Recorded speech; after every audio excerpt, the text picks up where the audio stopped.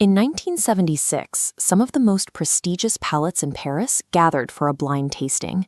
These were the elite of the French establishment, sitting down to judge what they assumed was a routine validation of their own traditional masterpieces. When scores were tallied, the experts ranked a relatively unknown Californian vintage above France's finest. One judge was so furious he demanded his ballot back on the spot. The humiliation was profound. The organizers actually refused to officially publish the results. This singular event terrified the establishment.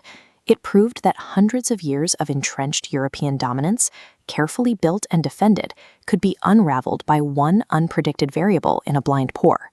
That historical dominance was entirely by design. Look at this portrait of Louis Napoleon III.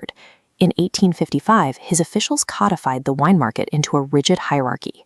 That exact list dictates market reality today, arbitrarily determining why one bottle costs $1,000 while another costs $20. This was all based entirely on bureaucratic pedigree. Yet, as the judges in Paris discovered, that rigid financial categorization offers exactly zero protection against the uncontrollable chaos of biology. To understand why a simple list of rules cannot contain this strength, we have to trace an 8,000-year history. Emperors, popes, and governments have all attempted to command wine, and every single one of them failed. Long before humans started writing rules, the story begins here. 8,000 years ago, high in the Caucasus Mountains, the geography itself dictated the terms, long before human civilization even thought to formalize agriculture. It started as a prehistoric accident. Wild berries, crushed and left unattended, naturally fermented inside early crude clay jars. As the resulting drink spread across the ancient world, human institutions quickly recognized its power. From Roman emperors to medieval popes, authorities looked at this strange, intoxicating liquid and immediately tried to weaponize it.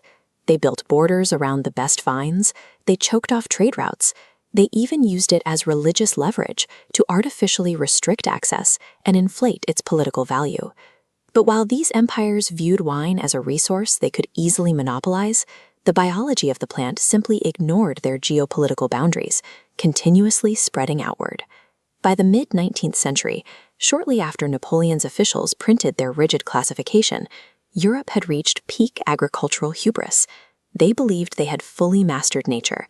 Then, a tiny insect called phylloxera hitched a ride on a trading ship from America. It was the size of a pinhead, entirely invisible to the naked eye. This chart maps the collapse.